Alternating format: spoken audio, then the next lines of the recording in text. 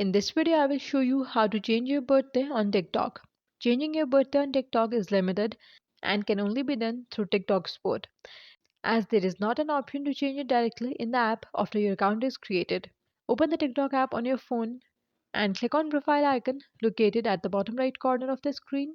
Now once you're on your profile page, click on three horizontal lines in the top right corner, and from the menu that appears, click on settings and scroll all the way down and click on report a problem. Now in the report a problem menu, scroll down and at the bottom you will find this option of chat with us. Click on it and a chat window will open up like this. Now here what you have to do is describe your problem and let the TikTok support know that you need to update your birthday. Now in this chat window wrote something similar to, I need to update my birthday info on profile. The birth date which I have entered is incorrect. I can provide my ID card to prove my birth date, and please help me resolve this issue about my TikTok birth date.